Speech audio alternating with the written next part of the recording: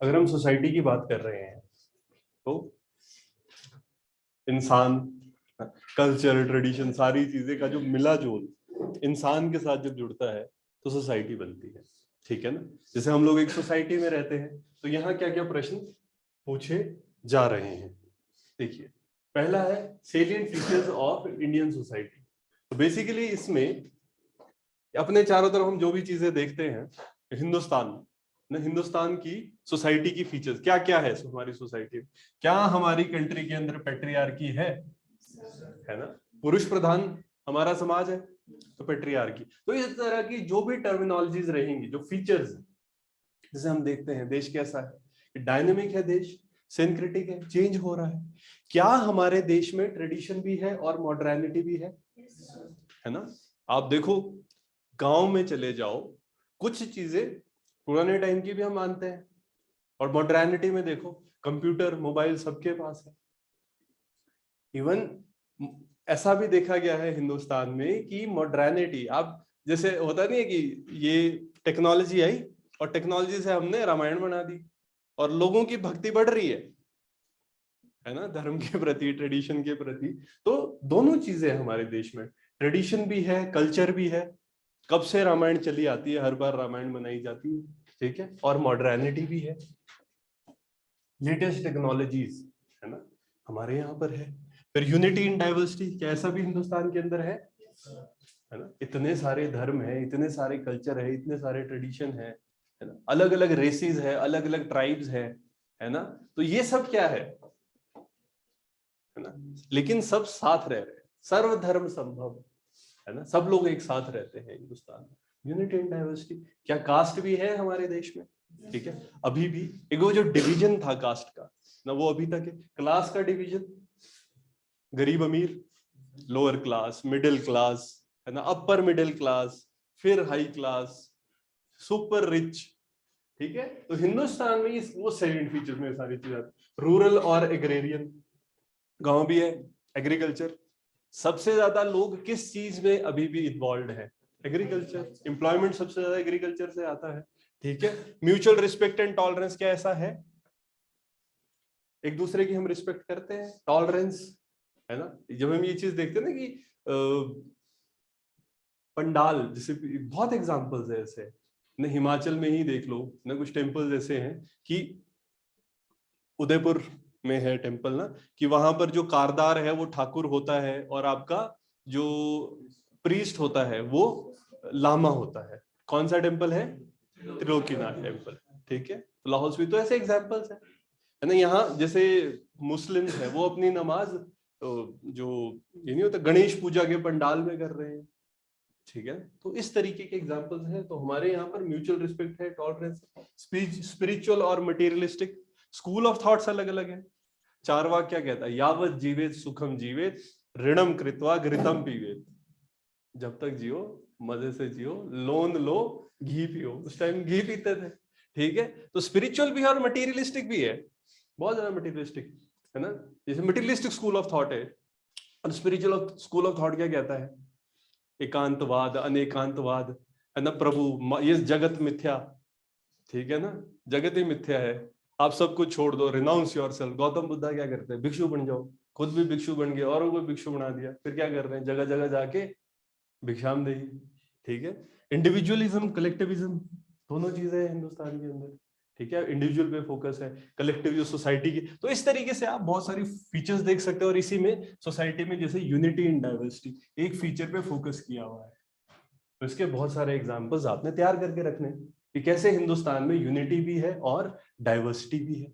ये सब एस्पेक्ट हम बता सकते हैं। ठीक है, तो कैसे कैसे क्वेश्चन पूछे गए देखो, 20 मार्क्स में पूछा गया था। ठीक है, गौर से देखिए, ये क्वेश्चन 20 मार्क्स में आया है। तो क्या question? Explain India's unity in diversity. भाई हिंदुस्तान की यूनिटी इन डाइवर्सिटी को समझाने का प्रयत्न करो। एंड डाइवर्सिटी इन यूनिटी, देखो दोनों चीजें बोल रहे हैं, यूनिटी इन डाइवर्सिटी, कि देश में डाइवर्सिटी है ना, बहुत अलग अलग चीजें, बट फिर भी उसमें एक यूनिटी है। सब लोग एक साथ रहे, सर्वधर्म संभव का जो कॉन्सेप्ट होता है, या है ना वसुधैव कुटुंबम के जैसे हमारे कॉन्सेप्ट चल रहे हैं। तो यूनिट, और दूसरा क्या कह रहे हैं, डाइवर्सिटी इन यूनिटी, कि लोग एक साथ है फिर भी उनमें भी अलग एक पर्सपेक्टिव, जैसे कांग्रेस थी है ना आजादी से पहले की, तो ऐसा कहा जाता था वो लेफ्ट भी है, राइट भी है, सेंटर भी है। कि लेफ्टिस्ट क्या होता है, जैसे कम्युनिस्ट पार्टी वाले जो लोग ना, एक उस तरह के लोग भी थे। राइटिस्ट थोड़ा जो धर्म स्ट्रांग, क्योंकि जो हिंदू महासभा वाले लोग हैं वो भी तो पहले कांग्रेस वाले ही थे, ठीक है। और एक सेंट्रिस्ट कि जो है ना दोनों साइड को बैलेंस करके चल रहे होते हैं। तो इस तरीके, तो डाइवर्सिटी इन यूनिटी, उसी तरीके से आपकी है तो यूनिटी, पर उसमें भी कितनी डाइवर्सिटी है। एक धर्म में ही कितने तरह के धर्म हो जाते हैं। अब हिंदुइज्म में ही देख लो, कोई शिव जी को मानता है, कोई विष्णु भगवान को मानता है, ठीक है ना। अलग अलग इतने सारे टेम्पल्स के तरीके, अलग रहने के तरीके। शिव जी को मानने वाले ही कई लोग उनको महाकाल मानते हैं, है ना। कोई लोग उनको अर्धनारीश्वर मानते हैं, कई लोग उनको नटराज मानते हैं। डांस करने वाले सारे उनको नटराज मानते हैं, लगे होते हैं डांस करने की। शिव जी क्या है, जो डांस की प्रतिमा है, ठीक है। नटराज पे भी क्वेश्चन आ सकता है कि नटराज क्या रिप्रेजेंट करता है, ठीक है। कल्चर वाला है ना, कि वो एक हाथ उठाया हुआ है, डरो मत, सैल्वेशन कहाँ पर है, मेरे चरणों में, ऐसे करते हैं ना। किसके सिर पर खड़े हैं, अपस्मारा, एक नीचे ना एक छोटा सा वो होता है, ईगो, ईगो का एक रूप मानते हैं, जो होते हैं अकड़, अहंकार, अहंकार के ऊपर ऐसे करके खड़े हैं। पीछे लाइट है, एक तरफ आग है, जल भस्म कर देंगे इग्नोरेंस को, ठीक है। तो ये सारी चीजें हैं। तो कैसे डाइवर्सिटी इन यूनिटी है, सब शिव जी को मान रहे हैं, पर कोई महाकाल बोलेगा, कोई अर्धनारीश्वर बोलेगा, कोई नटराज बोलेगा, ठीक है। अघोरियों का अलग ही स्टाइल है बैठने का। तो गिव सुटेबल एग्जाम्पल। तो देखो ये दो बातें बतानी थी, दो चीजें थी, तो 10-10 मार्क्स में। तो देखो, give suitable example from socio cultural life of the people in India. तो इस चीज को समझाने के लिए हिंदुस्तान के लोगों की जीवन से, तो सोशियो, हमारी जो सोसाइटी और जो हमारे कल्चर है, हमारी सोसाइटी और कल्चर की जो लाइफ है लोगों की, उसके थ्रू एग्जांपल्स देके ये समझाओ कि कैसे यूनिटी इन डाइवर्सिटी है और कैसे डाइवर्सिटी इन यूनिटी है। ये प्रश्न पूछा गया था 20 नंबर में। तो 10 number diversity in unity, 10 number unity in diversity. और इस 10 में एग्जाम्पल अगर नहीं लगाए तो फिर तुम 10-10 का नहीं लिख रहे हो, 5-5 का लिख रहे हो, अगर सिर्फ एक्सप्लेनेशन ही दे रहे हो। एग्जाम्पल के साथ एक्सप्लेन करना है कि हाँ जी दोनों चीजें है, ठीक बात है।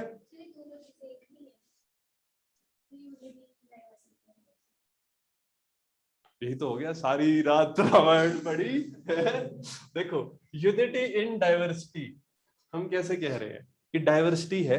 डाइवर्सिटी कैसे है कि हमारे देश में इतने सारे धर्म हैं, फिर भी वो सारे एक साथ रह रहे हैं।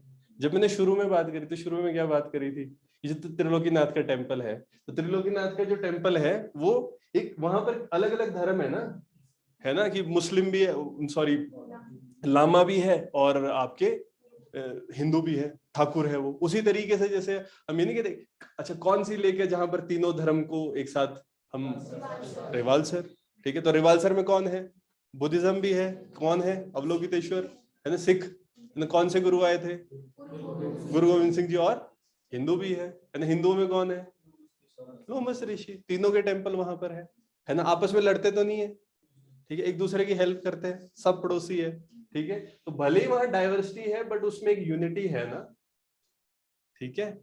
और भले ही देश किसी यूनिटी है, एक ही चीज है, बट उसमें भी डाइवर्सिटी है। शिव जी को मानने वाले कई प्रकार के शिव जी को मानते हैं, ठीक है ना। तो एक यूनिटी के अंदर भी डाइवर्सिटी है, तो ये ठीक है। अब जिसको ये एक ही समझ आएगा तो 5 ही नंबर के लिए लिख रहा है या 10 नंबर के लिए लिख रहा है। ऐसे भी तो देखो, पेपर है, क्वेश्चन में आया है, तो आपको 2 तो बनाने पड़ेंगे ना, जब 2 लिखे हैं। तो अब उसको समझने की कोशिश करो, अगर समझ नहीं आ रहा है, अगर आपको एक ही लग रहा है तो पहले उसको 2 तरह से समझो, तभी है ना। इस तरह से लिखा है, देखो ना, explain India unity in diversity and diversity in unity.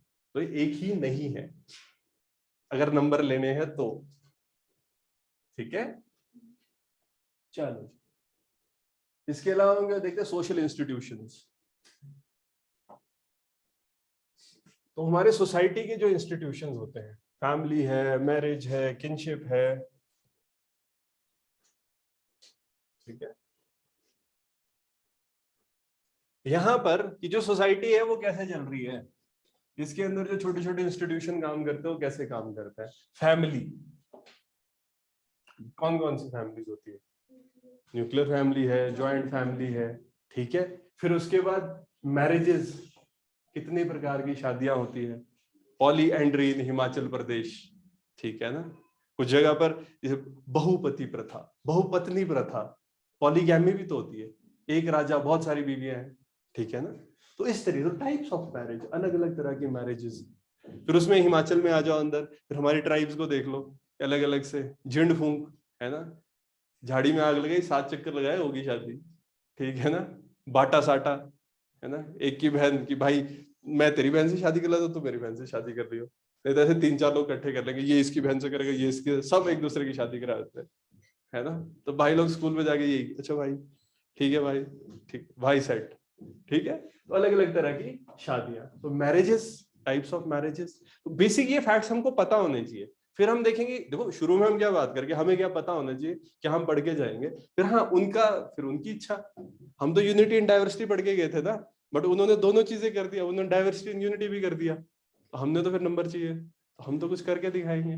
तो वही है, एग्जाम्पल सोचने की कोशिश। फिर किनशिप, किनशिप क्या होता है, ब्लड रिलेशनशिप होता है, ठीक है ना। ये आगे चाचा, ताया, मामा, तो वो वाले जो रिलेशनशिप्स रहेंगे, उसमें भी जैसे कुछ में क्या होता है कि जैसे मामा वाली साइड, वो उसमें शादी नहीं कर रहे, अपने गोत्र में शादी नहीं कर रहे, कई क्या करते हैं, जैसे मुस्लिम्स में क्या होता है कि अपने ही जैसे चाचा वाली साइड को शादी की जा सकती है, हम तो बहन मानते हैं। तो वही एक वो जो डिफरेंस है, अब इसमें वो होता है ना कि एक सोसाइटी जिस तरीके से चल रही है, सोशल इंस्टीट्यूशन है, इसमें सही गलत वाले कॉन्सेप्ट ही नहीं है। अब जैसे मान लीजिए कि हमारे यहाँ पर कितना होता है कि जैसे रिलेशनशिप्स है कि भाई 2 लोग एक साथ रहेंगे बस, कुछ कम्युनिटीज में ऐसा है ही नहीं, ठीक है ना। जैसे कई ट्राइबल कम्युनिटीज है वो अलग है, आप वहां चले जाओ, आर्कटिक एंटार्क्टिक जो एस्किमोज होते हैं, आप उनके घर जाओगे, है ना, तो अपनी वाइफ को प्रेजेंट कर देंगे, तो खुश हो गया आपके लिए, तो ये उनका मतलब आपको वेलकम करने का तरीका है, ठीक है। दूसरे इंसान जो, अगर आप एक दूसरे इंस्टीट्यूशन में पले बड़े हो, आपको वो चीज बहुत गलत लगेगी। सिंपल है कि सोसाइटी ऐसी है, वर्ल्ड ऐसा है, दुनिया ऐसी है, ठीक है, अलग अलग चीजें हैं। शादियों के भी अलग अलग तरीके हैं, जैसे कुछ कम्युनिटीज है उसमें माना, जैसे हमारे यहाँ होता है ना, डाइवोर्सी लड़की है तो नहीं नहीं नहीं कुछ दिक्कत होगी। कुछ जगह पर ऐसा माना जाता है कि जो मतलब जितनी ज्यादा शादियां टूटी है उतना एक्सपीरियंस है, उसको बेटर माना जाता है मतलब मैरिज के लिए, ठीक है। जैसे अफ्रीकन कुछ ट्राइब्स है उसमें ऐसा है। तो वही कि वो किनशिप्स, उसके ट्राइब्स, उसके अंदर की चीजें। फिर रिलीजन, धर्म, बेसिक तो अपने को पता होना चाहिए, धर्म, बुद्धिज्म, जैनिज्म, इस पे तो क्वेश्चन आते ही, ठीक है। फिर उसके बाद और जो अलग अलग तरह के धर्म रहेंगे उसको इस पे कंसिडर करेंगे। And social stratification, social stratification क्या होता है, सोसाइटी, वैसे ज्योग्राफी का कॉन्सेप्ट है स्ट्रैटिफिकेशन। स्ट्रैटिफिकेशन का क्या अर्थ है कि जो जमीन होती है, जमीन में लेयर्स होती है, ठीक है। तो कैसे वो डिवाइडेड है, वैसे ही क्या हमारी सोसाइटी भी डिवाइडेड है, ठीक है ना, कास्ट के नाम पे डिवाइडेड है, ठीक है। भले ही, अरे सिविल सर्विसेज में कास्टिज्म चलता है भाई, कितनी सॉरी पार्ट, इतने एजुकेटेड लोग, बट वहां जाके वो चीज रहती, अरे इसके तो कम नंबर थे फिर भी इसको मिल गया, है ना, ये तो ऐसे ही है, अभी भी चल रही है चीजें। तभी रिजर्वेशन इन प्रमोशन का कॉन्सेप्ट लाना पड़ रहा है, ठीक है ना। तो अब ये जो कौन सोसाइटी है, अमीर गरीब के बीच में डिवीजन है। अमीर गरीब में क्या, अब जैसे वही है कि ये गरीबों, अब एक चीज देखो ना, जैसे फिर इसके और बहुत सारे कॉन्सेप्ट्स होते हैं, जैसे सोसाइटी डिवाइडेड है, जैसे हम बात कर रहे हैं कि एक लेवल से दूसरे लेवल में अगर जंप करना है, मान लो खुद को ही देख लेते हैं, सिविल सर्विस में घुसने की कोशिश कर रहे हो, तो तुम क्या करने की कोशिश करो, इलीट बनने की कोशिश कर रहे हो। तो उसमें क्या होता है कि इलीट बनने की कोशिश में, जैसे एक सोशियोलॉजिकल स्टडी है उसमें बात होती है कि जब इंसान दूसरी ग्रुप में जाने की कोशिश करता है, people don't accept you in their group, ठीक है। जो अमीर है वो गरीब को नहीं एक्सेप्ट करेंगे, तो फिर वो क्या करेगा, the person tries to emulate the values of the higher group. आप लोग क्या कर रहे हो, इंटरव्यू की तैयारी कर रहे हैं, क्या बोलने की तैयारी कर रहे हैं, ऐसे ऐसे बात करनी होती है, डिप्लोमेटिक, भाई का मन है दिल से दिल खोल के बात करेंगे, नहीं नहीं, डिप्लोमेटिक स्टाइल होना चाहिए भाई, सूट में बात करेंगे, है ना, कुर्ते पजामे में जाएंगे तो लोग गांव वाले की तरफ सोचेंगे, तो ये क्या बात होगी। तो जो स्ट्रैटिफिकेशन की जो डिफरेंशिएशन है वो हो रही है, ठीक है। और क्या करते हैं, लोअर जो लेवल पे बंदा है वो हायर लेवल को एम्यूलेट करने की कोशिश करता है, उनकी तरह बनने की कोशिश करता है, ठीक है, वो भी ब्रांडेड कपड़े पहनेगा और चीजें, और धीरे धीरे क्या होता है, वो वैल्यूज एब्जॉर्ब कर लेता है, और कुछ टाइम में वो लोग उसको एक्सेप्ट कर लेते हैं, बट हाँ वो अपनी पुरानी वैल्यूज छोड़ चुका होता है। तो फिर कभी अब जैसे आपने नहीं होते दोस्त लोग, मेरा भाई था एक यूएस गया है ना, और वो कितने 4 महीने बाद वापस आया, या आई वाज थिंकिंग, मतलब भाई 4 महीने हुए थे तेरे को जाके, बट वो उसने वो होता है ना असेंट कैप्चर कर लिया वहां का और उस तरह से बात करा। All I am trying to say, अब वो आप जब वही ये सारी चीजें इसमें स्टडी होती है सोशल स्ट्रैटिफिकेशन में, कि वो सोसाइटी कैसे डिवाइडेड है और उस डिवीजन में कैसे धर्म के नाम पे है ना, जात के नाम पे, इस कैसे हमने उसको डिवाइड किया, पैसे के नाम पे, तो डिविजन्स क्या क्या है। ठीक है, तो ये सारे आस्पेक्ट जैसे हम सेकेंडरी इंस्टीट्यूशन देखते हैं, फिर इसमें मैरिजेस है, डाइवोर्स है, मैरिज है, मोनोगैमी है ना, फिर उसके बाद पॉलीगैमी। पॉलीगैमी क्या होती है, एक इंसान ज्यादा लड़कियों से शादी कर ले तो पॉलीगैमी। पॉलीएंड्री है ना, बहुत सारे पति। क्यों करते थे हमारे यहाँ पर पॉलीएंड्री? हाँ, एक चीज देखो ना कि प्रॉपर्टी का डिवीजन नहीं होता, फिर बच्चे किसके हैं, परिवार के बच्चे। ठीक है, तो वो जो घर है वो सबका, इस तरीके से। अरे सोच के होती थी चीजें, ऐसे थोड़ी। तो देखो क्या क्या क्वेश्चन पूछे इन्होंने, तो पहले हम ऐसी चीजें पढ़ के जाएंगे, ठीक है। फिर उसके बाद क्वेश्चन क्या पूछते हैं, discuss the changing pattern of family among the tribes in Himachal Pradesh. अब फटा बम है, वही होता है। देखो पेपर में जब जाओगे तो उससे एक अगली चीज पूछ लेते हैं और सोच के लिखनी पड़ती है, लिखनी 4 नंबर के लिए है, बट क्या हो रहा है, कैसे हमारी फैमिली का पैटर्न चेंज हो रहा है, कैसे हो रहा है बताओ। जॉइंट से न्यूक्लियर क्यों हो रही है?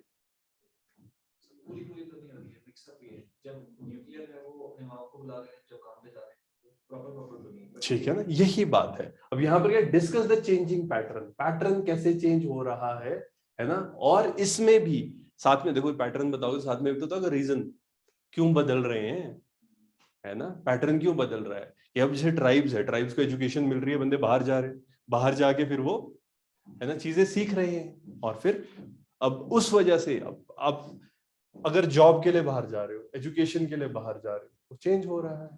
ठीक है, कहीं मिक्स भी रहेगा। अब जैसे वही होता है ना कि बच्चों को पालने के लिए घर वालों को बुला देते हैं, तो पैटर्न में जो चेंज आ रहा है उसके बारे में हमने डिस्कस करना है कि कैसे जॉइंट से न्यूक्लियर की तरफ जा रहे हैं, बट फिर हाँ उनको जो जब एक सपोर्ट बेस चाहिए तो उस टाइम पर हेल्प ले लेते हैं। ठीक है ना, और एक मिक्स भी है, कई लोग वापस भी जाते हैं, तो चेंज हो रहा है। जैसे वहां से यहाँ कोई आ रहा है उस वजह से चेंज, शहर में पढ़ने के बाद भी अगर कोई वापस जा रहा है तो फिर वहां पे क्या चेंज।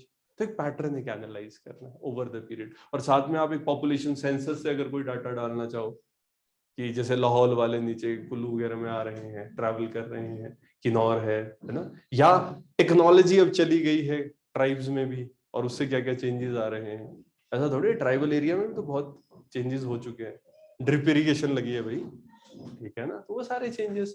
फिर how do the rules of descent and alliance of kinship differ from each other. ठीक है, अब यहाँ पे दो बातें, एक तो पहले किनशिप, किनशिप हम घर से पढ़ के गए होंगे। यहाँ क्या बोल रहे हैं, डिसेंट। डिसेंट क्या होता है, बाप दादा है ना, दादाजी, फिर परदादा, उस कटोच क्लैन से हैं हम, ठीक है ना। तो उस तरीके से कि एक जो आप डिसेंट की बात कर रहे हो कि आपको क्लैन से कुछ मिला, और दूसरा क्या होता है, अलायंस। ठीक है, शादियां हो गई है ना, फैमिली रिलेशनशिप्स ऐसे, दोस्त फैमिली फ्रेंड्स भी तो होते हैं, फैमिली फ्रेंड्स कितने क्लोज होते हैं, तो वो सारी चीजें। तो एक जो आप अलायंसेस कर रहे हो और एक जो डिसेंट है, तो इसमें how do the rules of descent and alliance of kinship differ from each other. अब ये दोनों कैसे फर्क करते हैं। डिसेंट में चॉइस होती है, जिसके घर में पैदा होगे, ठीक है ना। अलायंस में आपके पास चॉइस होती है, अलायंसेस चेंज भी होती है। डिसेंट में तो रहता है ना, इवन भले तुम लड़के चले जाओ ना, फिर भी आपके पापा की प्रॉपर्टी में आपकी है ना से है, जब तक कि वो बेदखल ना कर दे ऑफिशियली अखबार में लिख के ठीक है ना। नहीं तो फिर होता ना, ऐसे ही नहीं होता, डीएनए प्रूव कर दिया कि मेरे पापा तो ये थे, प्रॉपर्टी में हिस्सा मिल जाता है। तो डिसेंट है, अलायंस का एक डिफरेंशिएशन है, क्या एग्रीमेंट्स हुए हैं, क्या सिस्टम चला है। अलायंसेस में अगर कुछ हो, कई बार एग्रीमेंट्स भी होते हैं, ठीक है ना। अब ट्रीटी ऑफ सगौली में एक अलायंस जैसा कर दिया, भाई आप हमारे इलाके में नहीं आएंगे, हम आपके इलाके में नहीं जाएंगे, गोरखे भी मान गए, ब्रिटिशर्स भी मान गए, ठीक है भाई साहब। क्यों, हिस्ट्री में हम इतने सारे अलायंसेस तो पढ़ते हैं। सब्सिडरी क्या था, सब्सिडरी अलायंस, कि अंग्रेज है है ना, वो आपको सिक्योरिटी सेफ्टी दे देंगे, तो अलायंस है। फिर व्हाई इज जेंडर क्या कह रहा है, why is gender dimension of social stratification. ये देखो 20 मार्क्स में पूछा हुआ है, मोटा क्वेश्चन है ना। अब यहाँ पर देखो, एक तो सोशल स्ट्रैटिफिकेशन, हमने स्ट्रैटिफिकेशन समझी है ना, कि कैसे सोसाइटी डिवाइडेड है, कि कुछ लोग अमीर है, कुछ लोग गरीब है, कास्ट के बेसिस पे। इन्होंने एक और कॉन्सेप्ट लिया, कौन सा, कैसे जेंडर, है ना, जेंडर की जो डायमेंशन है, इस कैसे ये सोशल स्ट्रैटिफिकेशन कर रहा है ना, जेंडर की वजह से कैसे कैसा हो रहा है सोसाइटी में, जेंडर, लड़की और लड़के के बीच में भेदभाव होने की वजह से एक सोसाइटी में डिफरेंशिएशन आ रही है। आज भी कितनी ऑर्गेनाइजेशन है जिनकी हेड्स लड़कियां हैं, एक ग्लास सीलिंग इफेक्ट कहते हैं, glass ceiling effect. Glass ceiling effect का मतलब क्या होता है, लड़की को ऐसा दिखता है ऊपर कि वो आसमान को छू सकती है, ग्लास से आसमान दिख रहा है, लेकिन जब वो उड़ने लगेगी और वो आसमान के पास पहुंचेगी, छत के पास पहुंचेगी, तो टकरा जाएगी शीशे से, तब उसको रियलाइज होगा, ओहो मैं तो नहीं उड़ सकती। मतलब एक लेवल से ऊपर आप नहीं जा सकते। फौज में देख लो, रिपोर्ट आई थी, तो फौजियों ने ये कहा था कि आर जो army person, or personnels don't accept women on at leadership post and most of them are from rural areas, that's why we have not inducted them in the forces initially।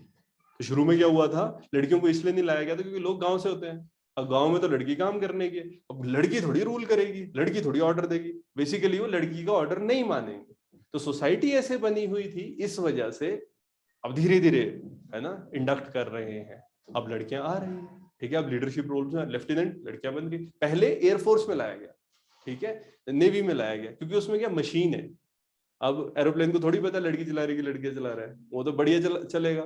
धीरे धीरे फिर क्या होता है कि माइंडसेट चेंज होता है, क्योंकि देखो आप डायरेक्टली भी ऐसा नहीं बोल सकते ना, टॉप डाउन अप्रोच थोड़ी होती है, आपको सच में देखना पड़ेगा ग्राउंड रियलिटी क्या है। अब सच में रूरल बंदा आया है, बचपन से उसने कभी नहीं देखा, वो कैसे मान लेगा लीडर। बट वो धीरे धीरे जब वो देखेगा, नहीं यार लड़की भी वो करेज दिखा सकते जो लड़का दिखाता है, मान लेगा। टाइम लगता है बट हो जाता है, ठीक है। तो वही जो कॉन्सेप्ट्स हो रहे हैं, तो कैसे ये स्ट्रैटिफिकेशन हो रही है, तो आपने क्या करना है, अलग अलग इलाकों में स्ट्रैटिफिकेशन दिखा दो, है ना। जन्म में ही देख लो, है ना, फीमेल इन्फेंटिसाइड फेटिसाइड, लड़कियों को मार दिया जाता है, दहेज देना पड़ेगा। पढ़ाया नहीं जाता है, ज्यादा पढ़ाएंगे कौन पैसे देगा इसकी शादी का, पैसे बचाओ शादी कराओ, ठीक है। बेसिक कॉन्सेप्ट, जितना ज्यादा पढ़ेगी उतनी दिक्कत। तो ये सारी चीजें क्या है, तो स्ट्रैटिफिकेशन की जो डिफरेंशिएशन है, कैसे कहां से वो शुरू हो रही है, ठीक है। मिसिंग विमेन, तो कहीं ना कहीं उस मिसिंग विमेन के इतनी लड़कियां पैदा नहीं होने दे रहे। और एक और कॉन्सेप्ट है कि आजकल की अनवांटेड लड़कियां हो रही है। अनवांटेड कैसे हो रहा है कि ना, लड़के की चाहत में लड़कियां पैदा करते रहते हैं जब तक लड़का नहीं होगा। सन मेटा प्रेफरेंस, इकोनॉमिक सर्वे में बोला गया है ना, लड़के के लिए सन है, सन बेटे के लिए मेटा प्रेफरेंस।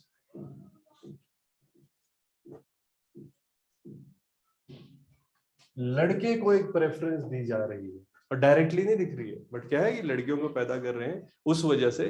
तब तक लड़की पैदा करते रहो जब तक लड़का पैदा नहीं होगा।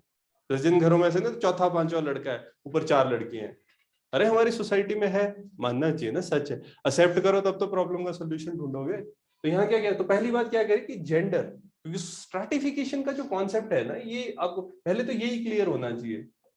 जैसे हम देखते हैं ना कि सोसाइटी में स्ट्रैटिफिकेशन कैसे जंप कर रहे हैं, जैसे सांस्कृतिकाइजेशन का एक कॉन्सेप्ट है।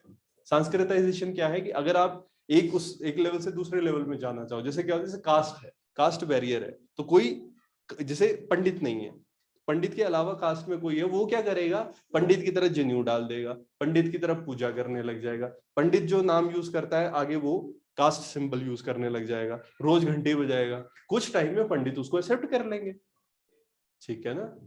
इवन जैसे ये पढ़ाई होती है ना, ये शास्त्री वगैरह की पढ़ाई, तो कई जगह पर ऐसे एग्जांपल्स आए हैं कि लोग लोअर कास्ट से थे, उन्होंने अच्छी पढ़ाई करी और आज बड़े टेम्पल्स में वो पुजारी है, एक्सेप्ट किया गया।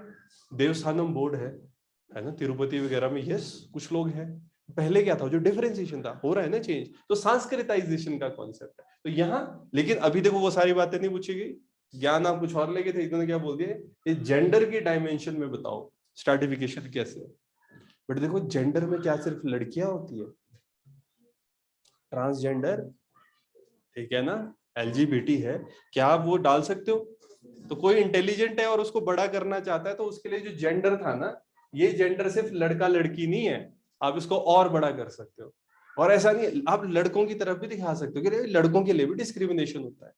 ऐसा नहीं है कि हर जगह, देखो बनाने वाली बात है, समझने वाली बात है, जिसकी समझ है क्यों नहीं, है ना, एक्सप्लॉयटेशन है, तो दोनों तरफ देख सकते हो। और फिर आगे क्या बोला है, how does gender intersect other dimensions of inequality. Inequality क्या होता है, एक इनइक्वालिटी एक डिफरेंस है ना, जैसे गरीब अमीर का डिफरेंस, कि एक ही चीज बराबर सबको नहीं मिल पा रही है।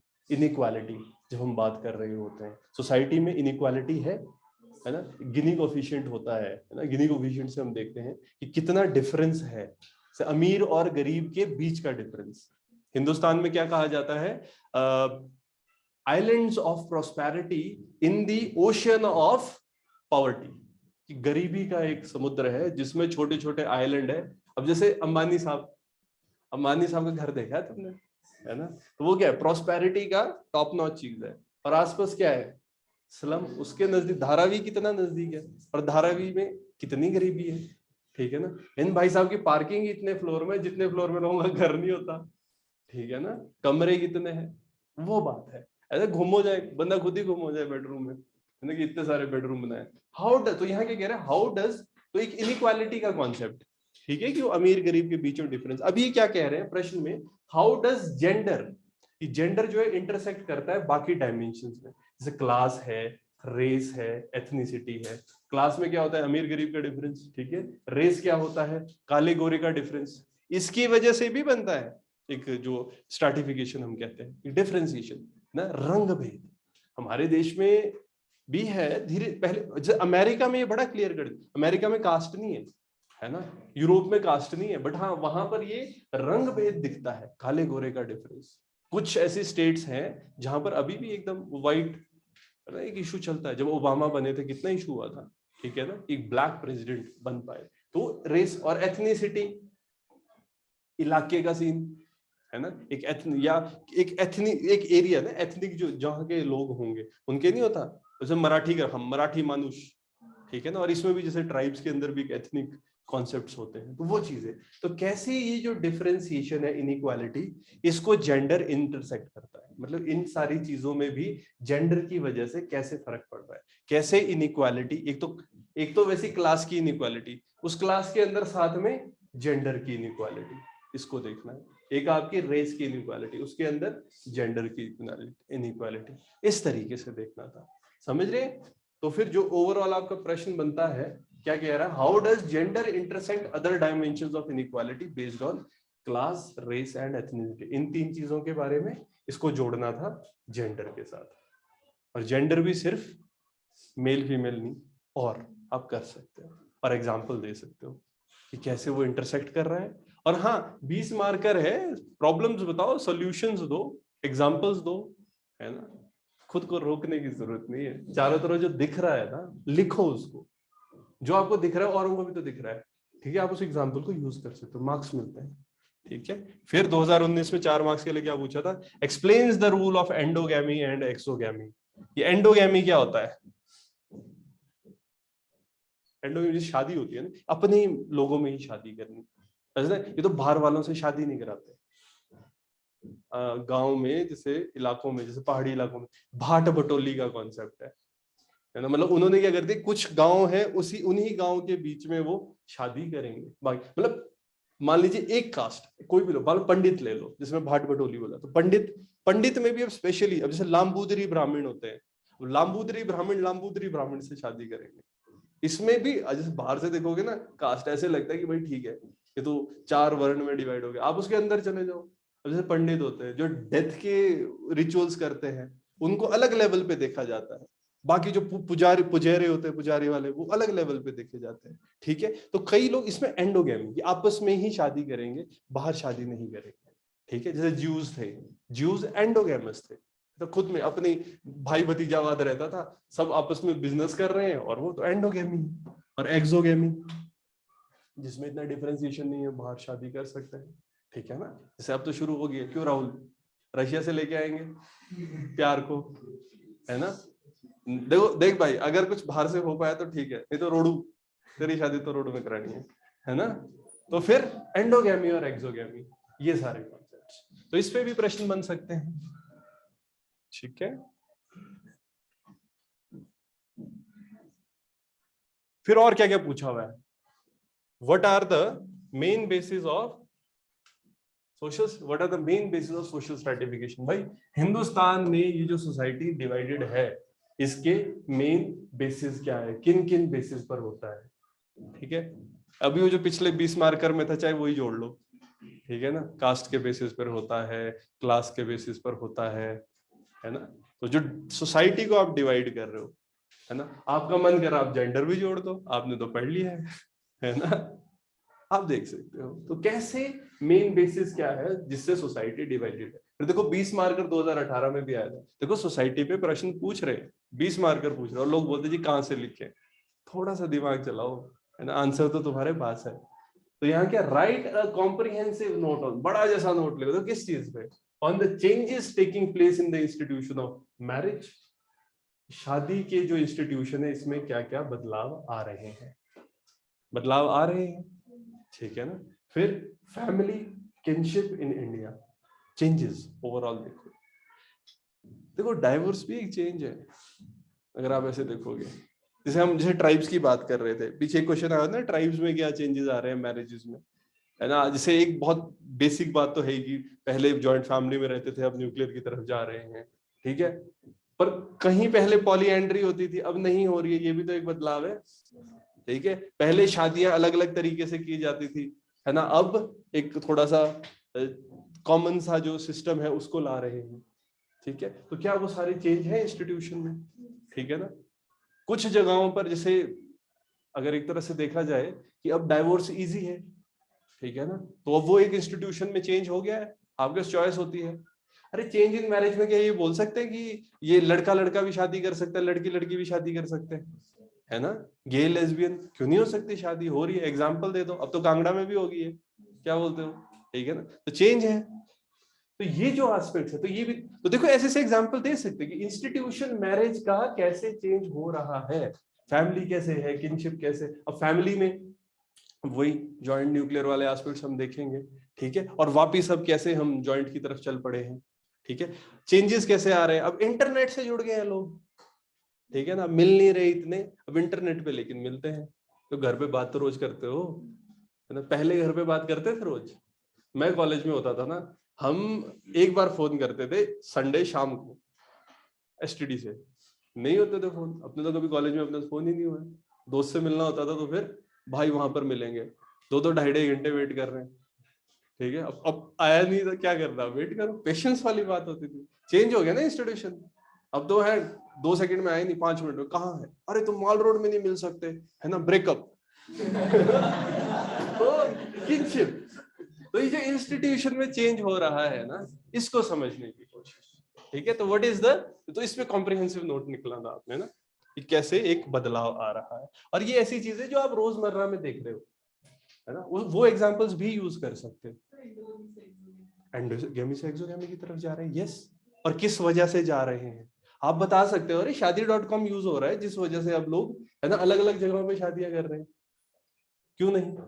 ठीक है, अब ओपन है ना हम इस आइडिया के लिए, लोग फॉरेन में भी मैरिजेस करते हैं, वो इशू नहीं है, ग्रीन कार्ड के लिए लोग मैरिज करते हैं, अमेरिका जाना है, कनाडा, कनाडा की लड़की पटा लो और कनाडा में रह लो, ठीक है? देखो पर एक चीज है, जो लिखोगे विद एग्जाम्पल लिखना, ठीक है? अगर बिना एग्जाम्पल के लिखोगे तो ऐसा लगता है कि ऐसा आपको लगता है, ठीक है? Whenever you are giving an argument, give a fact. अगर आपने कोई वक्तव्य दिया, उसके साथ अगर आप एक उदाहरण नहीं लगा रहे हो तो बात नहीं बनेगी, उदाहरण भी देना पड़ेगा, है ना, एग्जाम्पल भी सेट करना, नहीं तो ऐसा लगता है कि ऐसा आपको लगता है। तभी तो जैसे हम अगर सन मेटा प्रेफरेंस ये शब्द लिख दो ना इकोनॉमिक सर्वे का, तो लगता नहीं नहीं पढ़ा हुआ है लड़का, है ना? चल, तो अगली क्या बात कह रहे हैं, discuss the meaning and types of kinship system. भाई किनशिप कैसे कैसे होते हैं, ठीक है? सैंग्विन है, ब्लड रिलेशनशिप होते हैं, कुछ कुछ आपके जो अलायंस मैरिज रिलेशनशिप होते हैं, तो वो सारी चीजें इसमें बताएंगे। वो डायरेक्ट क्वेश्चन है, मीनिंग बताओ 2017 में। तो शुरू में देखो मीनिंग मीनिंग पूछ रहे होते थे, एक एवोल्यूशन देख रहे हो क्वेश्चंस का। आजकल क्या है, इनको पता है आप सब पढ़ के आए हुए हो, बट ऐसी बात पूछेंगे कि थोड़ा सा सोच के लिखना पड़ेगा, है ना। वही यूनिटी इन डाइवर्सिटी घर से पढ़ के आए होंगे, तो डाइवर्सिटी इन यूनिटी वहां बनाना पड़ेगा, ठीक है ना, वो चीज है। फिर give your comments on cause and consequence of intercaste marriages in India. देखो घर से पढ़ के नहीं गए होंगे, इस चीज को वहीं बनाना पड़ेगा। कॉज तो और दो चीजें पूछी गई है, याद रखना।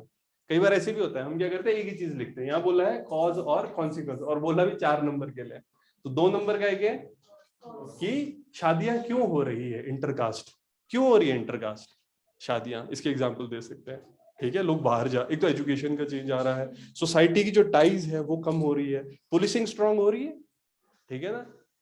भाई कोई भी किसी को अच्छा लगता है आप शादी कर सकते हो, पुलिस वाले बचाएंगे, ठीक है ना। कहाँ घर दे देते हैं, पुलिस हेडक्वार्टर के बीच में, आसपास सारे पुलिस वाले रह रहे हैं, बीच में एक कमरा दे देंगे कि भाई जब तक है ना थोड़ा सा शांत नहीं होती जनता, आप यहाँ रह लो। पहले खाप पंचायत खाट पंचायत होती थी, ठीक है ना, अब वो, और इसका कॉन्सिक्वेंस क्या आ रहा है, सरकार इवन पैसा देती है, ठीक है, इंटरकास्ट मैरिज करो, बता दो, और इसको भी बता दो कॉज। हाँ लोग अब एटलीस्ट जब गवर्नमेंट आप सपोर्ट कर रही है तो इस वजह से लोग कर पा रहे हैं, ठीक है। अगर कोई, और क्यों हो पा रहा है, लोग बाहर जा रहे हैं, लोग मिल पा रहे हैं, ठीक है ना, कॉलेजेस है ना, साथ में लोग मिल पाते हैं, एजुकेशन ले पाते हैं, उस वजह से एक ओपन सिस्टम हो गया, सोसाइटी ओपन हो गई है, बच्चे बाहर जा रहे हैं भी तो रीजन है ना। गांव में करके दिखाओ, वहां पे सीसीटीवी कैमरे लगे होते हैं, लेकिन ताऊ ताइयां सारी ऐसे बैठे होती है, वही तो होती है गाँव की सीसीटीवी कैमरा, और वो इंटरनेट सीधा चलता है, एक दूसरे को बता देते हैं ऐसा, अरे तेरा लड़का वहां पाया गया, होता है ना। तो गांव के सीसीटीवी कैमरों की वजह से पहले इंटरकास्ट मैरिज नहीं हो रही थी, अब क्या हो गया, शहर में है, शहर में अब मॉल रोड पे पता ही नहीं लगता कौन क्यों घूम रहा है, और कोई पूछता भी नहीं है। मॉल रोड पे फिर भी पूछ लेते हैं क्योंकि वहां अंकल आंटी घूमते हैं, संजौली में कोई नहीं पूछता है ना, तो 4:30 से 6:30 संजौली। चलो, तो तुम्हें क्या लगता है, तुम ही घूमते हो, मेरे को भी तो दिखते हो तुम सारे, मैं भी तो वही होता हूँ। चलो 20 marker. Discuss the universal basis of social stratification, है ना। यहाँ पर क्या बोल रहे हैं, यूनिवर्सल बेसिस क्या है, तो वही क्वेश्चन है भाई, स्ट्रैटिफिकेशन क्यों होती है। यहाँ बोला था मेन बेसिस, यहाँ बोल दिया यूनिवर्सल बेसिस, ठीक है। तो जब यूनिवर्सल, वहां क्या इंडिया लगाया हुआ था, है ना, यहाँ थोड़ा यूनिवर्सल जैसा लगाया, तो यूनिवर्सल ले आओ, थोड़ा यूएसए लगा दो, यूएसए में कास्ट सिस्टम होता है ना, वहां ब्लैक और उसके बीच में, और वो क्यों हुआ था, क्योंकि वहां ऐसा होता है बाहर से पहले, जैसे अफ्रीकन है, अफ्रीकन ले गए ना, अफ्रीकन वर स्लेव्स, अंग्रेजों के खेतों में उन्होंने काम किया, और फिर तो यूनिवर्सल बेसिस क्या है, सोशल स्ट्रैटेजी, सोसाइटी के इन जनरल कैसे बेसिस होते हैं, उसमें क्या, critically examine the different approaches of it, तो इसको एग्जामिन करना है कि इसकी अलग अलग अप्रोचेस क्या है, क्या धर्म के नाम पे सोसाइटी में डिवीजन, अगर आप चाहो डाल सकते हो, एग्जांपल्स देने पड़ेंगे कि कैसे धर्म के नाम पे, बट फिर उसमें ऐसा होगा ना, आपको ये चीज समझानी पड़ेगी। अब बेसिक क्या है, स्ट्रैटिफिकेशन, सोसाइटी में डिवीजन, बट इन जनरल जैसे डायरेक्टली देखा जाए तो क्या धर्म के नाम पे सोसाइटी में डिवीजन होता है, जनरली नहीं होता है। नहीं देखो, एक डिवीजन तो ऐसा हो गया ना कि हम दोनों बात नहीं करेंगे, दुश्मन टाइप, कोई चीज अलग, बट ऐसा होता है कि स्ट्रैटिफिकेशन में लेयरिंग क्या हो रही है सोसाइटी में, लेयरिंग कैसे हो सकती है। अब जैसे जर्मनी में हुआ था, जितने ज्यू थे सारे ज्यू को है ना जेल में डाल, सारे ज्यूज को मतलब ऐसे रखो कि मीनियल काम कराओ, है ना, हाई क्लास उनको काम नहीं करने देते थे। जैसे आप शिया सुन्नी वाले इश्यूज देख लो, क्या होता है, कुछ कंट्रीज ऐसी है जहां पर एक स्पेसिफिक कम्युनिटी को ज्यादा प्रेफरेंस दी जा रही होती है, और उस वजह से पंगे ये था, क्या बोलते हैं आपका, श्रीलंका, श्रीलंका में भी तो धर्म का इशू चल रहा था। अभी ये म्यांमार है, अरे बुद्धिस्ट लड़के बहुत दोबारा सेना बना दी थी, है ना, तो हम म्यांमार रोहिंग्या, तो यहाँ क्या हो रहा है, धर्म पे, अब एक स्पेसिफिक धर्म को अगर टारगेट किया जाए और फिर उस धर्म को वो सोसाइटी में वो नीचे जा रहे हैं, उस वजह से आप उस धर्म में पैदा हुए, इस वजह से आप सोसाइटी में नीचे रह गए, तो क्या, अब अगर आप इस चीज को एक्सप्लेन कर पाओ तब है एक रीजन। जैसे आप एक एग्जांपल अगर दोगे, जैसे मुस्लिम्स है, मुस्लिम्स में एजुकेशन की कमी है, अब 2 सेंसस के डाटा को फैक्ट करो, कितने परसेंट मुस्लिम्स है जो एजुकेटेड है, ठीक है, तो जब उनको एजुकेशन ही नहीं मिल पा रही है, या जैसे मदरसे कितने रिकॉग्नाइज्ड है, तो अगर कोई मदरसे में एजुकेशन ले रहा है वो रिकॉग्नाइज्ड नहीं है, तो क्या वो गवर्नमेंट जॉब ले सकता है, अगर गवर्नमेंट जॉब के लिए एलिजिबल ही नहीं है, तो फिर आपको इस तरह से बताना पड़ेगा ना कि रिलीजन कैसे है ना, कि कैसे, अब अगर वो, इसीलिए आप देखो ना ज्यादातर अनऑर्गेनाइज सेक्टर्स, अब जैसे ये कपड़े बनाने वाले सलीम भैया, करीम चाचा, है ना, जो आपके खाना वो बना रहे होते हैं, मटन चिकन, है ना, वो तैयार कर रहे हैं, और कौन कौन से रहेंगे आपके बाल काटने वाले, है ना, रहीम भैया, क्यों है ज्यादा लोग ऐसे जॉब्स में, है ना, जब आप लकड़ी वुड वर्क में, बेसिकली जो अनऑर्गेनाइज सेक्टर है उसमें ज्यादा मुस्लिम्स हैं। अगर आप ये चीज विद फैक्ट्स बता पा रहे हो, फिर आप कह सकते हो देखो धर्म की वजह से भी एक डिफरेंशिएशन सोसाइटी में हो पा रहा है, हो रहा है, ठीक है ना, कि जब अगर एजुकेशन ही नहीं मिली उस वजह से और प्रॉब्लम आएगा, क्योंकि वो अनऑर्गेनाइज सेक्टर में है, क्योंकि वो जॉब्स नहीं ले पा रहे हैं। बट वो आपको समझाना पड़ेगा, आप डायरेक्टली नहीं बोल सकते, क्योंकि डायरेक्टली तो ऐसे नहीं है ना, धर्म की वजह से अमीर गरीब थोड़ी हो पा रहा है, धर्म की वजह से कैसे आप लेयर्स बना रहे हो, वो है। बट आपको एक्सप्लेन करना पड़ेगा, एक्सप्लेन करके हो सकता है। वही है ना, मेंस की यही तो ब्यूटी है, आप ये बता सकते हो ऐसा क्योंकि, ये जो क्योंकि होता है ना, वो मैं गलत नहीं हूं क्योंकि, है ना, ये होता है। चलो, critically examine the animistic and naturalistic theories of religion. देखो धर्म था ऐसे ना, घर से तो हम पढ़ के गए थे धर्म, बुद्धिज्म, जैनिज्म, वहां क्या आ गया, एनिमिस्टिक एंड नेचुरलिस्टिक। कुछ नहीं, अगर हिंदी में भी पढ़ लेते समझ आ जाता। ये जो धर्म है कैसे है, एनिमल को मानने वाले और कोई नेचर को मानने वाले, जैसे पेगेंट वर्शिप हम कहते हैं। पेगेंट वर्शिप क्या होती है, जो भगवान को नेचर की तरह मानती है। क्या हम भी करते हैं नेचुरलिस्टिक, वरुण भगवान, इंद्र भगवान, वायु भगवान, क्या क्या कर रहे हैं हम, ये सब क्या है नेचुरलिस्टिक। कैसे, पीपल के पेड़ की पूजा, गाय की पूजा, तो गाय की पूजा एनिमलिस्टिक में आ जाएगा। कुछ लोग, हम नागा क्लैन से हैं, नागा सांप को अपना टोटम मानते हैं, टोटम शब्द यूज करते हैं, टोटम वर्शिप, कि आप अपना एक टोटम मान लेंगे जिसको आप सूर्यवंशी, चंद्रवंशी, सूरज के साथ रिलेट करते हो। ग्रहण लग गया तो कुछ, चांद को ग्रहण लग गया उस हिसाब से रहेंगे, ठीक है। जैसे नागा क्लैन है आपका, ये कुछ एलिगेटर को मानते हैं अपना, ऐसे होते नहीं है कि जो आपके ये नहीं होते, क्या बोलते हैं, क्रोकोडाइल। फिर क्रोकोडाइल रो रहा है, वो क्रोकोडाइल तो सिंपल, उसका तो प्रोसेस है ना, कुछ खाएगा उसके बाद वो टीयर्स निकलते हैं, तो कि अब क्रोकोडाइल रो रहा है तो अब कुछ गलत होने वाला है। अब किसी के सांप नागा क्लैन से, तो नाग जी चले गए रास्ते से, खुश हो जाते हैं, है ना।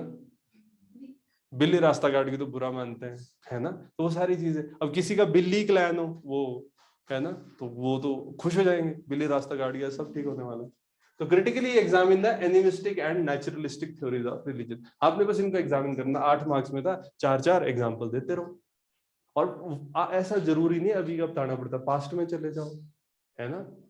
वो क्या था, हड़प्पा, हड़प्पा में क्या मिला था, एक तो प्रीस्ट मिला था, दूसरी मदर गॉडेस।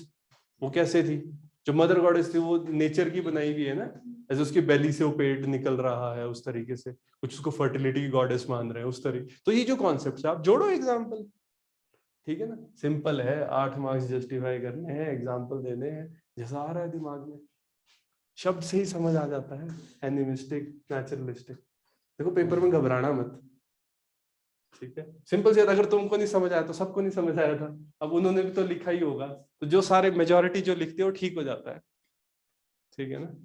बट हाँ, ऐसा भी नहीं करना कि अब प्रेस्ट्रॉय का ग्लास नोस्ट में खुद ही बना के लिख दिया, है ना।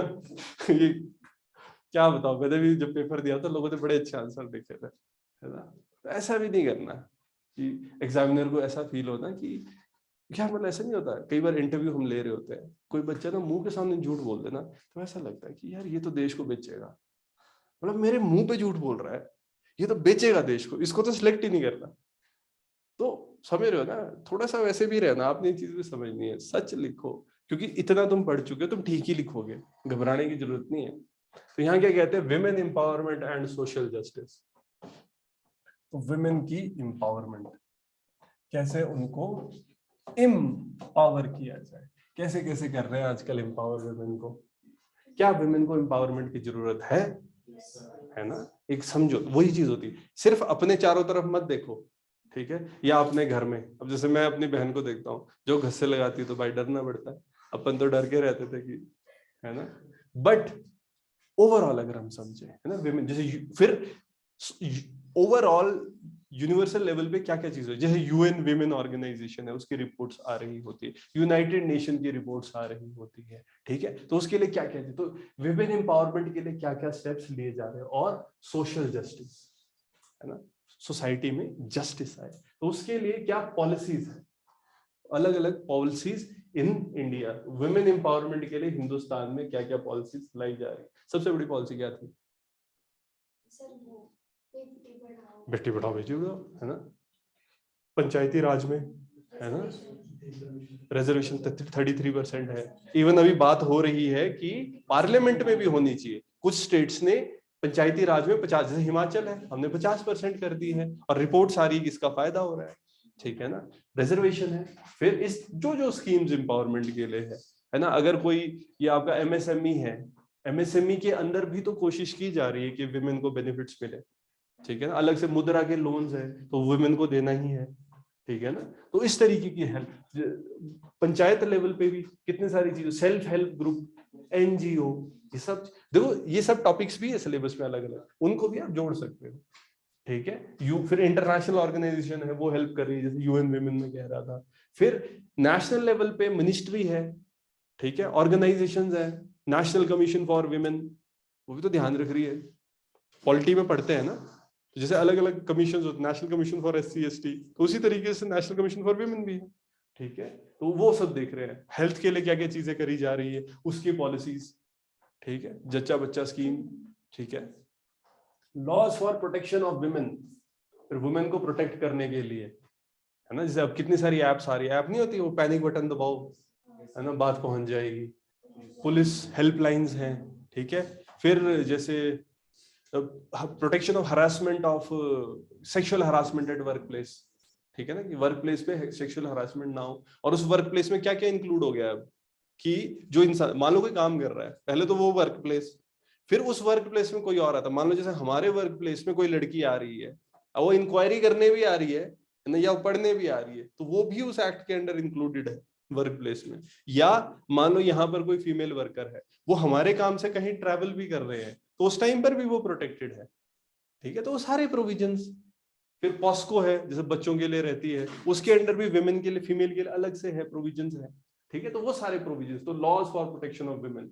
फिर विमेन की सिक्योरिटी के लिए हम क्या कर रहे हैं, and safety initiatives in India, Hindustan में क्या क्या कर रहे हैं। जितने भी एग्जांपल आप न्यूज में देखते रहते हो, वो सब यहाँ पर लिखे जा सकते हैं। तुमको कौन सा प्रोविजन याद आ गया, बताओ बताओ। कोई प्रोविजन नहीं? मेरे को ऐसा लगा तुमने रोहित को कोई प्रोविजन बताया विमेन एम्पावरमेंट के लिए।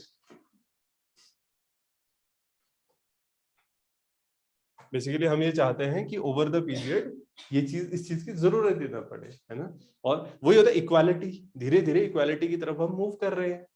फिर विमेन, इसमें क्या क्या क्वेश्चन पूछे, briefly discuss the relationship between social justice and empowerment of women. अब देखो कैसा क्वेश्चन आ गया। तो पहले तो क्या होता है कि ये सोशल जस्टिस क्या है, हमको ये पता होना चाहिए, इसमें क्या क्या चीजें आती है, ठीक है। कि अगर बराबर अपॉर्चुनिटीज दे रहे हैं ये सारी, तो ओवरऑल जो जस्टिस का कॉन्सेप्ट, कि सोसाइटी में कैसे जस्टिस मिले ये, और फिर इससे कैसे विमेन एम्पावरमेंट हो सकती है। क्योंकि इन्होंने क्या कहा, आपने रिलेशनशिप बताना है, तो देखो आपके हाथ में, आप पॉजिटिव भी बता सकते हो, नेगेटिव भी बता सकते हो। बेसिकली हम तो ऐसे लोग हैं ना, जितना ज्यादा लिख पाए, जितने डायमेंशन लिख पाए उतना बढ़िया होता है। तो अगर वही बात है कि सोशल जस्टिस बढ़ रहा है, तो कैसे विमेन की एम्पावरमेंट हो सकती है, और जब भी आप कुछ बता रहे हो उसके एग्जांपल्स दो, ठीक है। सोशल जस्टिस के लिए कोई स्कीम चलाई है, तो हाँ उससे विमेन एम्पावर होती है। Sexual harassment at work place, आपने अगर एक बना दी है स्कीम, ठीक है, मतलब एक तरह से हाँ पॉलिसी ही बना चुके हैं, आपने पास कर दी है, तो उसके बाद क्या हो रहा है कि क्या विमेन आराम से काम कर पाएगी, है ना, कर पाएगी। तो ये चीज है। तो कैसे अगर हम एक सोशल जस्टिस के लिए प्रोविजंस बनाते हैं, तो कैसे उससे एम्पावरमेंट हो रही है। और हाँ आप दूसरी बात भी बोल सकते हो, अगर आप विमेन को एम्पावर कर रहे हो तो ओवरऑल सोशल जस्टिस भी इंप्रूव होता है, ठीक है ना। अब जैसे विमेन है, जैसे जैसे विमेन आ रही है, इंक्लूड हो रही है, तो हम ये भी तो देखते हैं। अब जैसे जेंडर बजटिंग का कॉन्सेप्ट है आजकल। जेंडर बजटिंग क्या कहते हैं कि मान लो किसी स्कीम में कुछ पैसा दिया गया है, तो कुछ पैसा ईयर मार्क होते हैं, ईयर मार्क जैसे गाय को नहीं करते ईयर मार्क, कि मेरी गाय है तो उसकी ईयर में कुछ काट दिया थोड़ा सा, फिर उसको भेज देते जंगल में, बाद में ले आते हैं, तो ईयर मार्किंग उस तरीके से। तो एक पैसा थोड़ा सा ईयर मार्क कर देते हैं विमेन इश्यूज के लिए, ठीक है, कि विमेन को ये चीज, मतलब हर एक स्कीम में ऐसा कर सकते हैं। पढ़ने की स्कीम है, स्कॉलरशिप दे रहे हैं, तो इतना % विमेन को देना ही है। जैसे मुद्रा की बात कर रहा हूँ, मुद्रा में क्या होता है, लोन देते हैं, है ना, विमेन को, ताकि वो अपना कुछ भी एंटरप्रेन्योरशिप कर सके। तो उस टाइम पे जो कुछ पैसा विमेन के लिए हो गया, तो क्या विमेन को एम्पावर करो तो सोशल जस्टिस भी हो रहा है। विमेन एम्पावर होती है तो जो स्कीम्स, क्योंकि देखो ना, जैसे हमने पंचायत में विमेन को एम्पावर किया, तो सबसे ज्यादा फोकस विमेन का किस चीज पे था? टॉयलेट बनाओ, ठीक है ना, टॉयलेट पे फोकस। ये तो लड़कों का कोई फोकस ही नहीं है, क्यों? कोई चक्कर ही नहीं है ना, कहीं भी खड़े हो जाओ, है ना, और कर लिया टॉयलेट।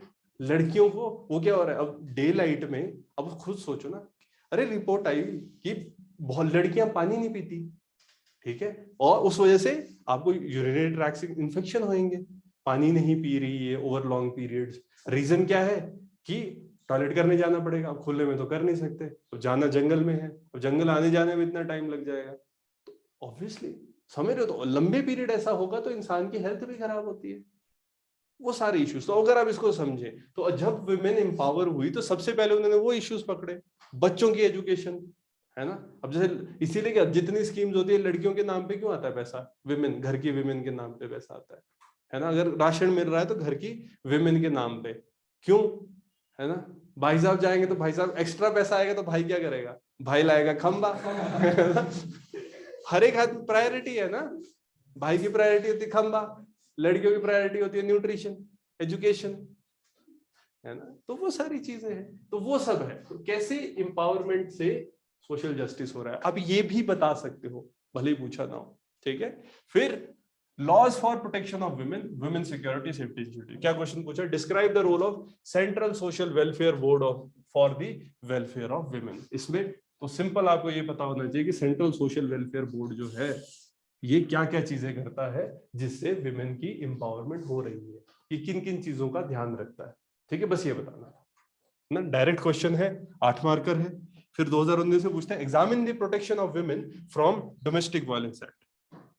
डोमेस्टिक वायलेंस, है ना, घर पे शादी हो गई, उसके बाद अरे कुछ कम्युनिटीज में तो अच्छा माना जाता है कि लड़की को अगर आप थप्पड़ मारो तो ये शान की बात है, और थोड़ा लड़की सीधा भी रहेगी, लड़के की सुनेगी।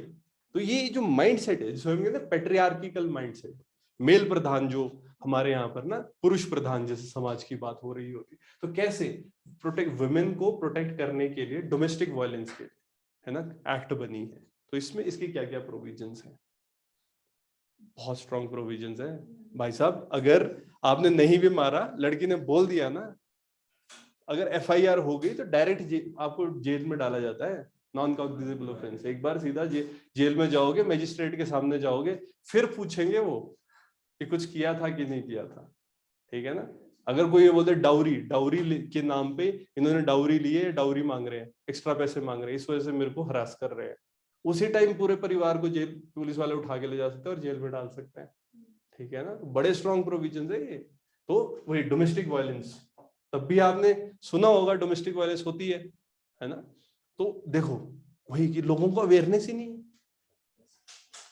तुम लोगों को प्रोविजन पता है डोमेस्टिक वायलेंस एक्ट के, बाकी छोड़ो, है ना। अगर हम इस चीज को समझे कि अगर तुम्हें इतने पढ़े लिखे लोगों को नहीं पता होते प्रोविजन, जैसे पॉस्को के प्रोविजन है, कितनों को पता है, ठीक है, गांव वालों से क्या एक्सपेक्ट करें। भाई ऐसा है, जब सिलेक्ट होंगे तो लोगों को बताना, ठीक है। जैसे जो सिलेक्टेड बच्चे कई बार आते हैं वो बताते हैं कि सर ऐसा थोड़ी गांव जाके सिर्फ स्कीम इंप्लीमेंट ही थोड़ी कर रही है, बोले मैं तो पर्चे ले जाता हूँ अपने साथ। पहले तो लोगों को बताना पड़ता है कि तुम इस चीज का फायदा ले सकते हो, फिर उनसे एप्लीकेशन भरवानी पड़ती है, फिर वो लेनी पड़ती है। तो कई बार तो मैंने ही वो स्कीम फाइनल करनी है और मैं ही एप्लीकेशन भर रहा होता हूँ। लोग इतने एजुकेटेड भी नहीं, हालत ये है देश की, ठीक है। तो यहाँ पर सिंपल था कि डोमेस्टिक वायलेंस एक्ट है, इसके प्रोटेक्शन के लिए जो प्रोविजंस है उसके बारे में बताओ, ठीक है, डोमेस्टिक वायलेंस स्पेसिफिक। और इसमें briefly describe the policies of women empowerment in India. देखो बहुत बड़ा क्वेश्चन, ये तो सिंपल है, सिंपल बतानी थी कौन कौन सी पॉलिसीज है। लाइफ साइकिल अप्रोच, जैसे तो एसएस भी होते हैं, लाइफ साइकिल अप्रोच लगा के आप शुरू कर सकते हो। लड़की पैदा हुई, ठीक है, लड़की को मारे ना कोई, पीसीपीएनडीटी पे भी हो गया ना। अब जैसे लिंग जांच नहीं करवाई जा सकती कि लड़का है कि लड़की, ये एक ऑफेंस है। भ्रूण हत्या, जैसे वो नहीं होता कि रजिस्टर करना पड़ता है, जैसे बच्चा आपका वो प्रेगनेंसी से पहले रजिस्टर हो जाता है, फिर उसके बाद क्या मतलब उसका मतलब पैदा हुआ नहीं हुआ, जैसे स्टिल बर्थ होते हैं तो उसमें बड़ी मतलब जांच होती है। अगर बच्चा जन्म के समय पर अगर किसी बच्चे की मृत्यु हो जाए तो प्रॉपर मेडिकल एविडेंस चाहिए कि क्यों गया, तो गवर्नमेंट कर रही है ताकि इन्फेंटिसाइड फीटिसाइड जो भ्रूण हत्या होती है उसको रोका जा सके। फिर बच्ची थोड़ी बड़ी हुई, फिर क्या उसको घर पे ही रख देंगे, पढ़ाएंगे नहीं, क्यों? ये जो बच्ची बड़ी होगी, अब इसके पीरियड्स आ रहे हैं, ज्यादा दूर नहीं जा सकती। क्यों? क्योंकि स्कूल में टॉयलेट नहीं है। ठीक है, तो इंफ्रास्ट्रक्चर डेवलपमेंट हो रहा है, लड़कियों को साइकिल दी जा रही है, नजदीक स्कूल खोले जा रहे हैं। उसके बाद लड़कियां आएंगी तो उनकी ये नहीं होता, अगर वो स्कूल में आ रहे हैं तो आने का स्कॉलरशिप मिलता है, छोटे छोटे अटेंडेंस का भी स्कॉलरशिप मिलता है। ठीक है, फिर उनके न्यूट्रिशन के लिए खाना। ठीक है, फिर उसके बाद एक बार बच्चे स्कूल से चला गया, उसमें भी होता है, जैसे लड़कियों के लिए प्रोविजन है कि अगर वो नहीं आ पा रहे, पैक्ड फूड भेज सकते हैं, जैसे आंगनवाड़ी से खाना जाता है। फिर एक थोड़ा सा बड़ा हो गए, है ना, फिर उनकी शादी ना, तो शादी में फिर वही dowry prohibition, age of consent, शादी है ना 18 साल से पहले नहीं कर सकते। फिर उसके बाद, और इसमें भी गवर्नमेंट ने कितनी सारी स्कीम चलाई, बेटी बचाओ बेटी पढ़ाओ। फिर उसके बाद और भी है स्कॉलरशिप स्कीम, फिर शादी के लिए स्कीम जैसे पैसा मिलता है मैरिज के लिए। ठीक है, तो वो सारे एस्पेक्ट्स रहेंगे।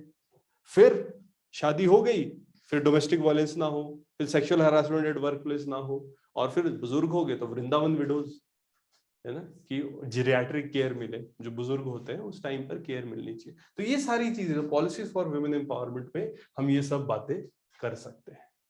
ठीक है, तो ये सब एस्पेक्ट्स इसके अंदर आएंगे। ओवरऑल विमेन की पॉलिसीज।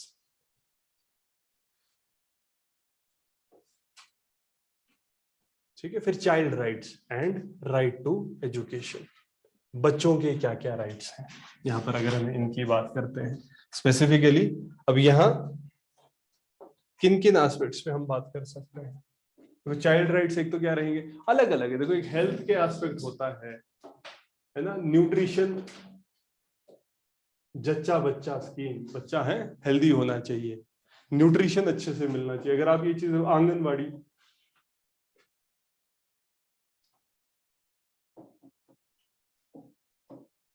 अगर हम आंगनबाड़ियों की बात करते हैं, न्यूट्रिशन के लिए है।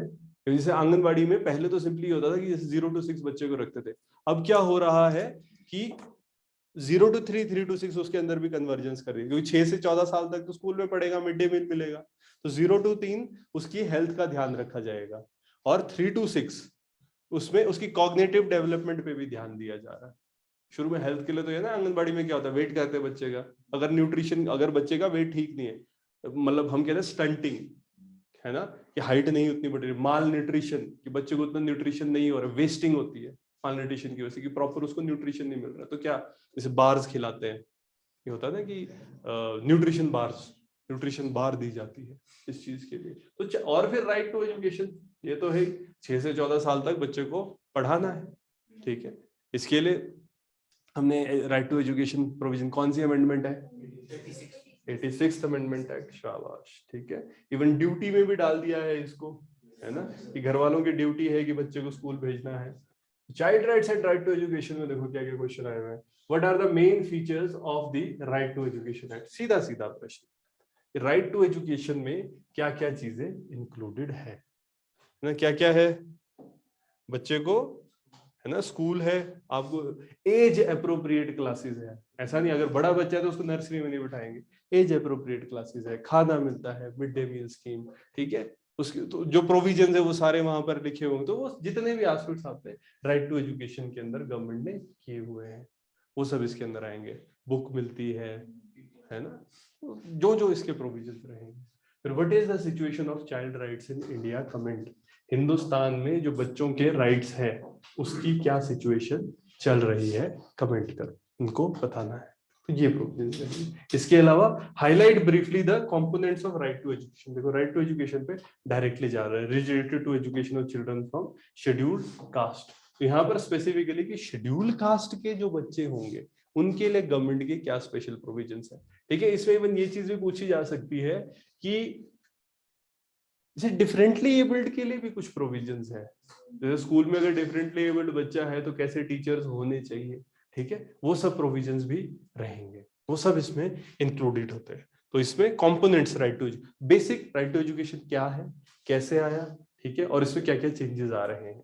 0 to 6 अभी भी एक directive principle of state policy, जिसके लिए सरकार ने आंगनबाड़ी वाला स्कीम चला दी है, बट 6 से 14 साल के जो बच्चे हैं उनके लिए, ठीक है, क्या क्या प्रोविजंस रहेंगे वो हमने बताने।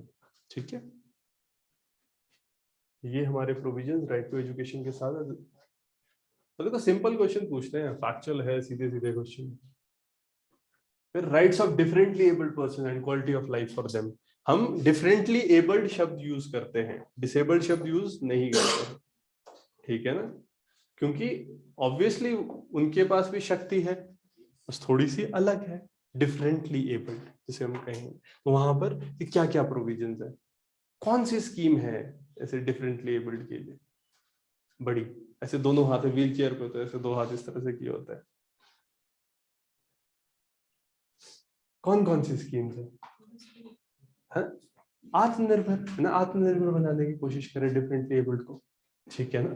यहां पर देखो क्या क्या, how rights of differently abled person have able to improve the quality of life of for themselves.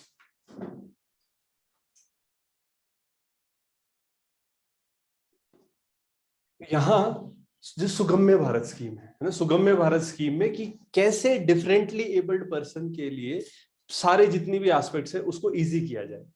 जैसे यहाँ हमारे बात हुई थी कि हिमाचल प्रदेश में बड़ा टफ है कि क्या एक डिफरेंटली एबल्ड पर्सन खुद से पहुंच सकता है, इधर उधर ट्रैवल कर सकता है, ये सारी चीजें देखी जाती है। जैसे आप देखोगे कोई भी सरकारी बिल्डिंग होगी स्पेशली प्लेन्स में, तो क्या होता है उसमें रैंप लगा होता है, स्कूल्स में रैंप बनना जरूरी है, ठीक है कि, और क्लासेस में, ताकि वो बच्चा खुद से आ सके, कि व्हील चेयर में कोई आ रहा है तो फिर वो हर जगह पहुंच सके। कोई अंधा है, ब्रेल में होता है, कभी आप ऐसे जाओगे ना, ध्यान देना, मान लो आप मेट्रो जा रहे हो, कोई मेट्रो में गए हो, तो सामने वाली जो टाइल्स होती है डक्टाइल टाइल्स बोलते हैं, क्योंकि वो एक तरीके से ना अंधे लोग उसको फील करके उस पर चल सकते हैं। जब उसमें होता है कि कहाँ खड़े होना है, इवन जैसे लिफ्ट्स होती है, वो लिफ्ट तक जाती हो, फिर लिफ्ट में लिखा होता है, कभी आप छुओगे लिफ्ट के जो बटन नहीं होते, वो थोड़े डक्टाइल नहीं होते, टैक्टाइल कहते हैं हम, कि छुए हो तो पता लग जाता है। तो वो सारी चीजें क्या रहेंगी, वो सब सुगम्य भारत बनाने के तरीके हैं। तो डिफरेंटली एबल्ड पर्सन के लिए हम क्या कर रहे हैं, उनके राइट्स के सरकार क्या क्या स्टेप्स ले रही है, एजुकेशन में क्या है, हेल्थ में क्या है, ठीक है, क्या क्या स्कीम सरकार की, वो इसमें। और इन्होंने क्या कहा, प्रश्न क्या पूछते हैं, how rights of differently abled person have been able to improve the quality of life for themselves। तो rights, देखो आजकल तो ना सरकार का ना एक तरीका चेंज हो गया, हम क्या बात करते हैं, राइट बेस्ड अप्रोच, ठीक है। जैसे एजुकेशन में राइट टू एजुकेशन कर दिया, अब इससे क्या फर्क पड़ेगा राइट टू एजुकेशन करने से? अब आप रिट कर सकते हो अगर आपको एजुकेशन नहीं मिल रही है, फंडामेंटल राइट, अगर फंडामेंटल राइट चैलेंज हो जाए तो क्या सीधा सुप्रीम कोर्ट जा सकते हैं आप, है ना, फंडामेंटल राइट के लिए जाया जा सकता है। हाई कोर्ट तो जा ही सकते हैं, हाई कोर्ट या सुप्रीम कोर्ट सीधा जाया जा सकता है, ठीक है। हाई कोर्ट मना कर सकता है, सुप्रीम कोर्ट तो मना भी नहीं कर सकता, ठीक है। तो एक राइट बेस्ड अप्रोच, जैसे राइट टू फूड की बात कर रहे हैं हम, नेशनल फूड सिक्योरिटी एक्ट है, क्या कोशिश की जा रही है, सबको खाना मिले, कोई भी इंसान भूखा ना सोए, ठीक है ना। फॉरेन में फूड स्टैंप्स का कॉन्सेप्ट है, आप फूड स्टैंप लेके रोटी खा सकते हो, ठीक है, अगर इशू है तो। इस तरीके के प्रोविजन, तो यहाँ पर भी क्या हो रहा है, तो राइट डिफरेंटली एबल्ड पर्सन के कैसे उनकी क्वालिटी को इंप्रूव करेंगे, अगर आप एक राइट बेस्ड अप्रोच बना दो तो उनका जीवन कैसे अच्छा हो सकता है, ठीक है, इसके बारे में बात। वही जो स्कीम्स है, स्कीम्स में अगर आप हेल्प कर रहे हो तो ओवरऑल क्या इम्पैक्ट आएगा, ठीक है। फिर discuss the impact of legal provision for differently abled people in India, कि अगर कोई लीगल प्रोविजन, सिंपल वही कि अगर लॉ में कुछ लिखा है, अगर कोई पॉलिसी बन गई है, तो इसकी वजह से डिफरेंटली एबल्ड पर्सन की जीवन में क्या क्या बदलाव आएंगे। आपने बस वो लॉज बतानी है, पर हिमाचल प्रदेश में भी इकोनॉमिक सर्वे में पढ़ो, है ना, जो सोशल वाला एस्पेक्ट रहेगा उसमें भी इनके लिए कुछ प्रोविजंस बताए गए हैं डिफरेंटली एबल्ड पर्सन के लिए, है ना, वो इसमें एडअप कर, ठीक है। फिर जैसे 8 marker, do you think different measures taken by central government for upliftment of differently abled person of society are justified, comment. तो देखो यहाँ पर दो चीजें हैं, आपको एक चीज पता होनी चाहिए कि पहले तो सरकार कर क्या रही है, अगर ये नहीं पता है ना तो फिर दिक्कत है, ठीक है। पहले तो हमको ये पता होना चाहिए कि सरकार कौन कौन सी स्कीम्स चला रही है। अब ये पूछ रहे हैं कि वो जो स्कीम्स चला रहे हो जस्टिफाइड है, मतलब तुमसे ये भी एक्सपेक्ट किया जा रहा है कि वो जो स्कीम है क्या उससे फर्क भी पड़ रहा है कि नहीं पड़ रहा है, कि उई कुछ नहीं हो रहा महाराज, ऐसे ही चला हुआ है। तो वो चीज आपने सुनी है, तो कि do you think different measures taken by central government for upliftment of differently abled person in the society are justified, क्या ये जस्टिफाइड है या नहीं, कमेंट करें, ठीक है। तो इसके अंदर ये बताना था, तो पहले कि मेजर्स क्या है, और दूसरा कि हाँ उससे बेनिफिट हो रहा है। ऑब्वियसली आप ये बात तो बोलोगे यार सरकार कुछ भी कर रहा है उससे अच्छा तो हो ही रहा है, लेकिन उसके अंदर दिक्कतें क्या है और उसका सोल्यूशन क्या है, ठीक है, इस तरीके से। हाँ डिसेबिलिटी, उसकी स्कीम, और उस स्कीम में इश्यूज क्या है और उसके सोल्यूशंस क्या है। तो देखो प्रश्न क्या कह रहा है कि डू यू थिंक, कि आप क्या सोचते हो कि जो अलग अलग मेजर्स लिए जा रहे हैं सेंट्रल गवर्नमेंट के द्वारा जिससे अपलिफ्ट किया जाए डिफरेंटली एबल्ड लोगों को, क्या वो जस्टिफाइड है, ठीक है, क्या उससे वो इम्पैक्ट आ रहा है जिसके लिए उस पर पैसा खर्चा जा रहा है, ठीक है, तो आप उसके बारे में बता सकते हैं।